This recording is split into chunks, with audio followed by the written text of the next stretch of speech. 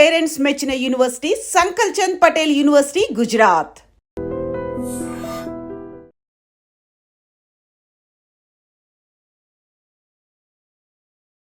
నమస్తే, welcome to I dream. వేసవి కాలంలో చాలామంది వాటర్ తాగుతారు, అయినప్పటికీ కిడ్నీ పెయిన్ అనేది చూస్తూ ఉంటారు. మరీ ముఖ్యంగా చూసుకున్నట్లయితే బీపీ, షుగర్ ఉన్న పేషెంట్స్కి కిడ్నీలో రాళ్ళు కనుక ఫామ్ అవుతే వాళ్ళు ఏం చేయాలి, ఎలాంటి ఆహారం తీసుకోవాలి, ఎలాంటి జాగ్రత్తలు పాటిస్తే వాళ్ళు హెల్దీగా ఉండగలరు, ఇలాంటి డౌట్స్ని క్లారిఫై చేసుకుందాం. డాక్టర్ గారు, బీపీ, షుగర్ ఉన్న పేషెంట్స్ విషయానికి వస్తే మామూలుగానే వాళ్ళు ఇబ్బందుల పాలవుతూ ఉంటారు. అందులో వాళ్ళ కిడ్నీలో స్టోన్స్ అంటే ఇంకా ఆ బాధ వర్ణనాతీతం. అలాంటి పేషెంట్స్ ఏం చేయాలి, అసలు వాళ్ళు ఎలాంటి జాగ్రత్తలు తీసుకుంటే మంచిదంటారు? బీపీ, షుగర్ ఉన్నవాళ్ళు మామూలుగా డాక్టర్ దగ్గరికి వెళ్ళి చూపించుకుంటారు కదండి. వాళ్ళకి మందులు అవి ఇస్తారు మామూలుగా. సో ఇప్పుడు కిడ్నీలో రాళ్ళు ఉన్న వాళ్ళకి ఎలాంటి మందులు ఇవ్వాలన్నది డాక్టర్లకు తెలుస్తుంది. అంటే ఇప్పుడు ఒక రకమైన మందు ఇస్తే కిడ్నీలో రాళ్ళకి ఉపయోగం అవుతుంది, బీపీకి కంట్రోల్ అవుతుంది. అలాగా ఇప్పుడు ఉదాహరణకి యూరిక్ యాసిడ్ స్టోన్ ఉందనుకోండి, థైరాయిడ్ డయూరెటిక్ అన్నది యూజువల్గా ఇవ్వం. అదే కాల్షియంకి సంబంధించిన రాయి ఉందనుకోండి, థైరాయిడ్ డయూరెటిక్ ఇస్తాం. ఇలాగా ఈ సునిశ్చితమైన చిన్న చిన్న మార్పులు అవి డాక్టర్లకు తెలుస్తాయి. దాన్ని బట్టి మనం అడ్జస్ట్ చేస్తే కరెక్ట్గా వాళ్ళకి ఆరోగ్యం ఉంటుంది, ఇబ్బంది లేకుండా. ఇప్పుడు బీపీ, షుగర్ ఉన్న పేషెంట్స్ తీసుకునే ఫుడ్డే చాలా కేర్ఫుల్గా తీసుకుంటూ ఉంటారు. వాళ్ళు మితంగా ఆహారం తీసుకుంటారు, చాలా ఆచితూచి ఫుడ్ విషయంలో ఉంటారు. అలాంటి పేషెంట్స్ ఇప్పుడు కిడ్నీలో స్టోన్స్ ఫామ్ అయిపోయాయి అనుకోండి, వాళ్ళు ఇంకెంత జాగ్రత్తగా ఉండాలి, ఎలాంటి ఫుడ్ తినాలి? బీపీ ఉన్నవాళ్ళు మామూలుగా ఉప్పు తగ్గించమని చెప్తాం కదండి. అవును. ఉప్పు తింటే ఏమవుతుందంటే యూరిన్లోకి ఆ తిన్న ఉప్పు బయటకు వచ్చేటప్పుడు కొంచెం కాల్షియం కూడా లాక్కొస్తుంది. దానివల్ల యూరిన్లో కాల్షియం స్టోన్స్ ఫార్మ్ అయ్యే అవకాశం ఎక్కువ ఉంటుంది. సో బీపీ ఉన్నవాళ్ళు మామూలుగా ఉప్పు తక్కువ తినడం అనేది రెండు విధాలుగా వాళ్ళకి ఉపయోగం. ఒకటి బీపీ తగ్గిస్తుంది, ఇటు రెండు కిడ్నీలో కిడ్నీలో స్టోన్స్కి. స్టోన్స్ కూడా కొంచెం తగ్గించే అవకాశం ఉంది. ఇలాగే షుగర్ కూడా, ఇప్పుడు ఉదాహరణకి షుగర్ ఎక్కువ తిన్న వాళ్ళకి యూరిక్ యాసిడ్ పెరిగే అవకాశం ఉంటుంది. సో సో ఇప్పుడు షుగర్ బాగా కంట్రోల్లో, షుగర్ అంటే స్వీట్సే కదా మొత్తం. సుక్రోజ్ అంటారు కదండి మామూలుగా, ఉమ్. టేబుల్ సుక్రోజ్, అందులో ఉండే ఫ్రక్టోజ్ ఉంటుంది. దానివల్ల యూరిక్ యాసిడ్ పెరుగుతుంది. ఆ యూరిక్ యాసిడ్ పెరిగితే మళ్ళీ మామూలుగా గౌట్ వచ్చే అవకాశం ఉంది, కిడ్నీలో రాళ్ళు వచ్చే అవకాశం ఉంది. సో ఇలాగా ఇప్పుడు షుగర్ కంట్రోల్ చేయడానికి, తినే ఆహారంలో షుగర్ కంట్రోల్ చేయడం ద్వారా రాళ్ళు కూడా, యూరిక్ యాసిడ్ సంబంధం ఉంటే అది కూడా కంట్రోల్ చేయగలుగుతారు. సో కొన్ని రిలేషన్స్ ఉన్నాయి ఇలాగా. అవి జాగ్రత్తగా తెలుసుకుని ఆహారపు నియమాలు డైటీషియన్ ద్వారా కానీ లేకపోతే కిడ్నీ డాక్టర్ వాళ్ళ ద్వారా సంప్రదించి ఆ, పొందవచ్చు అడ్వాంటేజ్. ఇప్పుడు బీపీ, షుగర్ ఉన్న పేషెంట్స్ ఫుడ్ పరంగా కేర్ తీసుకుంటారు, ఓకే. కానీ వీళ్ళు తీసుకునే మందులు చాలా జాగ్రత్తగా వాడాలి. ఏమాత్రం డోస్ మిస్ అయినా కూడా ఇబ్బందే.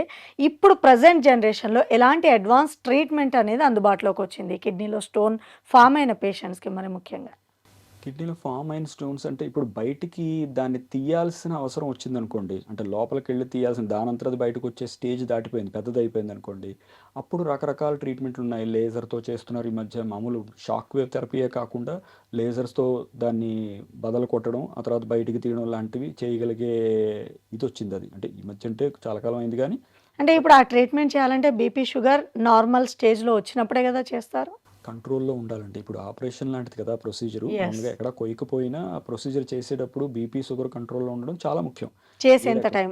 చేసే టైంలో, తర్వాత కూడా మామూలుగా బీపీ, షుగర్ ఎప్పుడూ కంట్రోల్‌లో ఉంటే మంచిది. కనీసం ఆ ప్రొసీజర్ అయ్యే టైంలో అయినా బాగా కంట్రోల్‌లో ఉండడం చాలా ముఖ్యం. అది మనం ఎలాగో పేషెంట్ వచ్చినప్పుడు, ప్రొసీజర్ తలపెట్టినప్పుడు ఇవన్నీ కంట్రోల్‌లో పెట్టి అప్పుడు తీసుకుంటాం మనం వాళ్ళని ప్రొసీజర్‌కి. అంటే ఒక్కసారి కిడ్నీలో స్టోన్స్ ఫామ్ అవుతే మళ్ళీ మళ్ళీ ఫామ్ అవుతూనే ఉంటాయా డాక్టర్ గారు?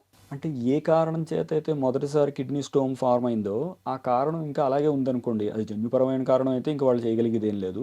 ఆహారపు అలవాట్లయితే వాళ్ళు మార్చుకోలేదనుకోండి, దానివల్ల ఉంటుంది. మందుల వలన అనుకోండి, ఎవరు గుర్తించి ఆ మందు మార్చలేదనుకోండి, మళ్ళీ మళ్ళీ ఆ స్టోన్ వచ్చే అవకాశం ఉంది.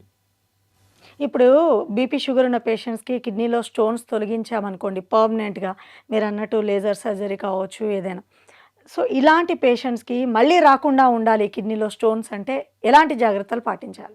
కరెక్ట్‌గా అడిగారండి. ఇందాక మనం అనుకున్నట్టు వాళ్ళ యూరిన్ టెస్ట్ చేసి చూస్తాం మనం. అంటే అందులో కాల్షియం ఎంతుంది, యూరిక్ యాసిడ్ ఎంతుంది, సిట్రేట్ ఎంతుంది, ఆక్సలేట్ ఎంతుంది, ఇలాంటి రకరకాలవన్నీ మనం పరీక్షించి, అవి ఏది ఎక్కువ ఉందన్నది గమనించి దానికి తగ్గ కరెక్ట్ నియమాలు, దానికి తగ్గ మందులు ఇస్తే మళ్ళీ మళ్ళీ స్టోన్స్ వచ్చే అవకాశం తగ్గిపోతుంది. గతంలో చాలామందికి అలా చేసిన ఇవి కూడా ఉన్నాయి. హ్మ్. వ్యూయర్స్ విన్నారా? బీపీ షుగర్ ఉంది, కిడ్నీలో స్టోన్స్ ఫామ్ అయిపోయాయి అని బాధపడాల్సిన అవసరమే లేదు. ఒకవేళ వచ్చినా మళ్ళీ రాకుండా ఉండడానికి ఏం చేయాలో చాలా క్లియర్గా ఎక్స్ప్లెయిన్ చేశారు కదా డాక్టర్ గారు. ఆ జాగ్రత్తలు పాటించండి.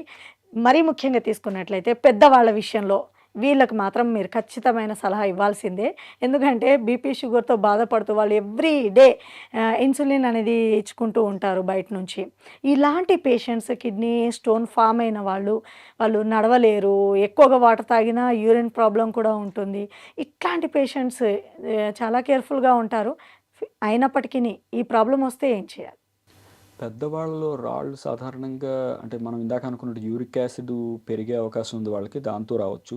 రెండోది ఏంటంటే యూరిన్ ఇన్ఫెక్షన్స్ వస్తుంటాయి ఆడవాళ్ళు కానీ. యూజువల్గా కొంచెం వయసు పెరిగే కొద్దీ యూరినరీ ట్రాక్ట్ ఇన్ఫెక్షన్స్ వచ్చే అవకాశం ఉంది. అలాంటి వాళ్ళకి ఇన్ఫెక్షన్ వలన ఒక రకమైన కాల్షియం ఫాస్ఫేట్ లాంటి రాళ్ళు ఏర్పడతాయి. ఏర్పడిన తర్వాత ఎంతకీ ఆ యూరిన్ ఇన్ఫెక్షన్ తగ్గదు పట్టాన.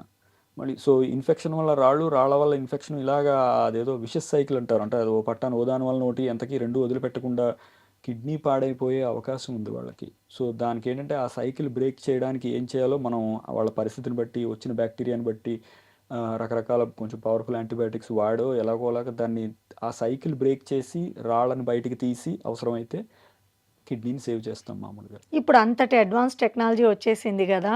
సో ఏమాత్రం పెయిన్ లేకుండా వెంటనే రిలీఫ్ అయ్యేలా ఈ పేషెంట్స్ని, కిడ్నీలో స్టోన్స్ ఫామ్ అయిన పేషెంట్స్కి క్విక్గా రిలీఫ్ ఇచ్చే ట్రీట్మెంట్ ఏది అందుబాటులో ఉందంటారు? అంటే ముందు ఇమీడియట్గా పెయిన్ కంట్రోల్ చేస్తామండి. పేషెంట్ ఎవరైనా వచ్చారనుకోండి నొప్పితోటి విపరీతంగాను, నొప్పి మందులు ఇస్తాం. కొంచెం కంట్రోల్ అయిన తర్వాత ప్రొసీజర్ చేయడానికి ముందు మనం ఇందాక అనుకున్నట్టు బీపీ కంట్రోల్లో ఉండాలి, షుగర్ కంట్రోల్లో ఉండాలి, ఇతరత్ర ఏమైనా ఇన్ఫెక్షన్ బాగా తీవ్రంగా ఉంటే దానికి సంబంధించిన యాంటీబయాటిక్స్ ఇస్తాం.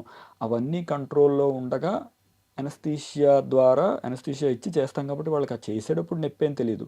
తర్వాత కొంచెం ఎనస్థీషియా పోయినప్పుడు కొంచెం నొప్పి ఉంటే ఉండొచ్చు. అప్పుడు మళ్ళీ మనం పెయిన్ కిల్లర్స్ ఇందాక అలాంటివి ఇచ్చి వాళ్ళని యూజువల్గా ఎప్పుడు ఎంత జనాలకి అంటే ఎవరికి ప్రొసీజర్ చేసేటప్పుడు అసలు ఎవరికి ఏమీ తెలియదు. తర్వాత కూడా పెయిన్ కంట్రోల్ బాగానే ఉంటుంది. మామూలుగా రాయంటూ బయటకు తీసేసాక ఇంకా వాళ్ళకి అంత ఇబ్బంది ఉండదు. నెక్స్ట్ ఇయర్ నుంచి వాళ్ళ డైలీ యాక్టివిటీస్ చేయొచ్చా? డిశ్చార్జ్ అయిపోయిన దగ్గర నుంచి ఇంచుమించు ఇంకా మామూలు అయిపోతారండి. అంటే వాళ్ళు they will be happy completely, ఏ ఇబ్బంది ఉండదు ఇంకా. రైట్. చాలా వాల్యుబుల్ సజెషన్ ఇచ్చారండి. చాలామంది పేషెంట్స్ అసలే మాకు బీపీ షుగర్ అంటే ఇప్పుడు ఇంకా దానికి అదనంగా కిడ్నీలో స్టోన్ అని ముందు వినగానే పానిక్ అయిపోతూ ఉంటారు. సో ఇలాంటి పేషెంట్కి చక్కని ట్రీట్మెంట్ కూడా అందుబాటులో ఉంది. ఒక్కసారి కిడ్నీలో స్టోన్ ఫామ్ అయినా మళ్ళీ ఇంకా ఫామ్ అవ్వకుండా ఉండాలి అని చాలామంది అనుకునే పేషెంట్స్కి ఈ ప్రోగ్రామ్ హెల్ప్ఫుల్ అవుతుంది అని అనుకుంటున్నాము. Thank you so much doctor గారు. థ్యాంక్ యూ అండి.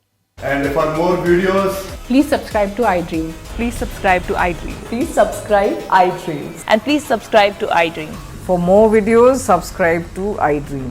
please like, share and subscribe to the channel. Congratulations, iDream.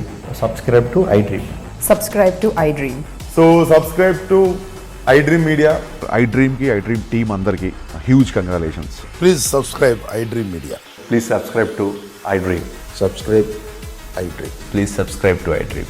iDream అంటే నా కళల ఛానల్ సబ్స్క్రైబ్ చేసుకున్న నోరు తిరుగుతలేదు, మీరైతే గంట గుర్తు కొట్టండి. For more such videos, please subscribe to iDream. Subscribe to iDream. Please subscribe to iDream. Please subscribe iDream Media. Please do subscribe to iDream. Please subscribe to iDream Media. For best entertainment and information, please subscribe iDream. And don't forget to subscribe to iDream.